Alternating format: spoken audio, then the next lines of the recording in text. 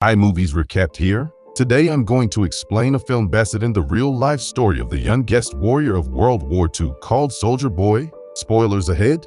Watch out and take care. The movie begins in Russia, where a family all free sit by the river enjoying their time. The youngest of them, Sergei Aleshkov, boasts to his elder brother and mother about him being on top of a tree.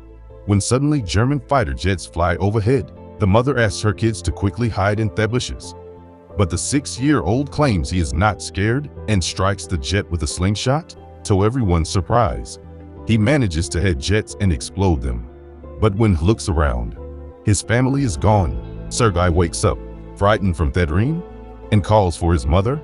Just then, someone knocks on his door, assuming it is his mother. He runs towards it, but a neighbor woman comes in panicking. She thanks God for keeping him alive and informs him that his mother and brother are dead.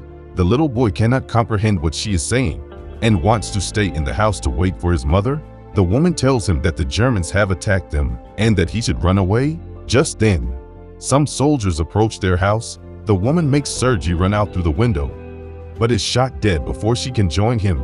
The little 6-year-old is now on his own with no family and friends. As Sergei runs away from the house, he sees his whole neighborhood burning behind him. He calls for his mother in vain and runs away from there. After running for a while, he ends up in the middle of the woods. The little kid starts to call for his mother to come and get him because he is lost. That night he stays in the jungle. The following morning, we see him drink water from a river. When the enemy soldiers approach his way, Sergei, knowing that they are dangerous, quickly hides inside a tree's roots. He is startled when a snake comes nearby, but doesn't utter a word or run away. Sergei is more scared of the soldiers than of the snake. The soldiers eat by the river and go away, after which Sergei takes their leftover food and devours it for the night. However, by the end of the day, the little boy is exhausted. He hasn't had a proper meal in 2 days and has been walking with no destination. He falls down as he limps, but doesn't stop walking.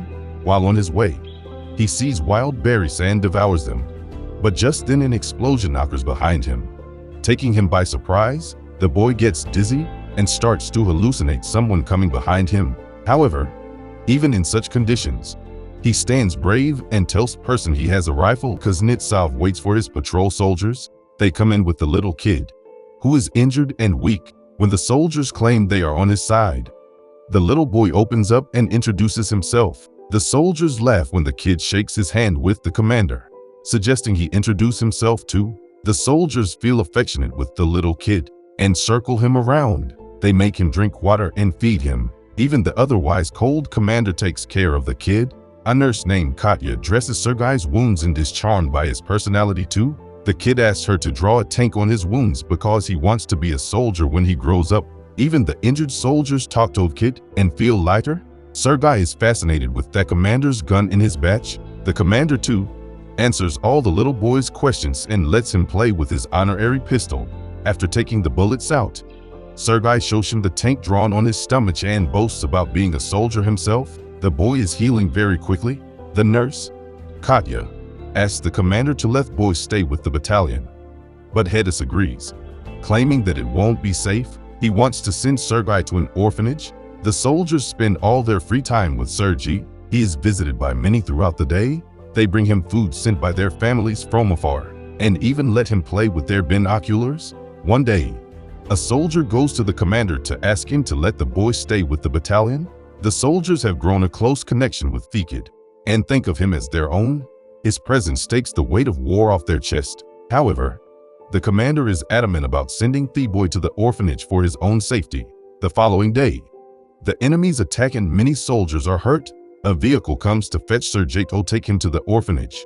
The commander breaks the news to the kid and gives him a wooden honorary pistol as a gift. The boy in turn hugs him, claiming they is scared for the commander's safety. The commander melts in his embrace and changes his mind. He asks Sergei to stay with the soldiers as his son.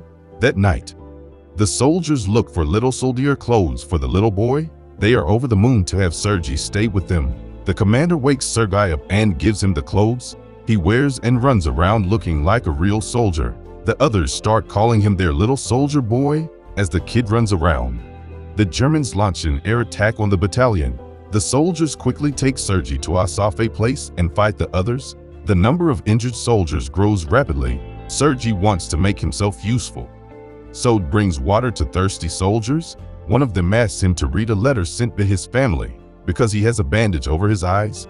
The little boy wants to help but doesn't know how to read. He takes the letter and starts making up things written on it, claiming that Sergei's cow is safe back home when the soldier says he doesn't have a cow.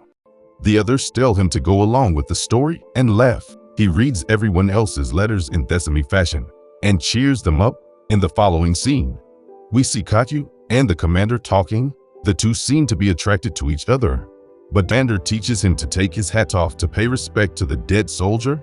The next day he insists the commander give him a mission and is given a task to distribute the letters among the soldiers. He completes his task efficiently and even makes the soldiers dance for him. The following day, Sergei goes a little far from the base with his binoculars. As he is playing with it, he sees Somion's leg moving from inside a haystack.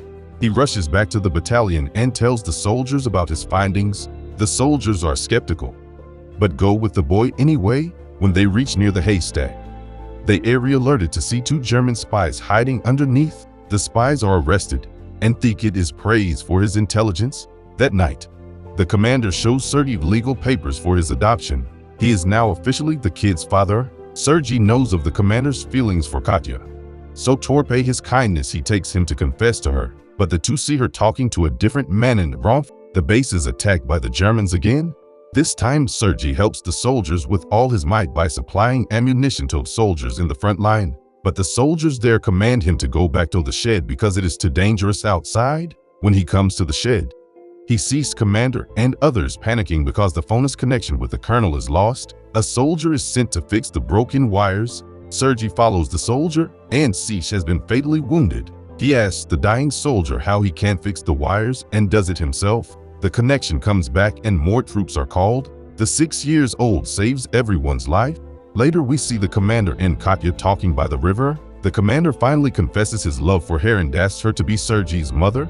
Katya is over the moon, but before she can say anything, a soldier approaches them and gives the commander a letter saying they have been dispatched from the base. The following day, all the soldiers leave for their new base along with Sergei. However, on their way they come across a minefield that blows off some of their vehicles. The commander is hurt while the group's orderly, who Sergei was close with, dies in the explosion. He cries and hugs the commander. They carry the injured ones with them and continue their journey to their new base. When they finally reach the other base, they meet the commander's leader, the general. He too is impressed by the kid's ambition and congratulates the commander for having such a smart kid. The following day, their division is awarded a Guards banner, and so is the boy.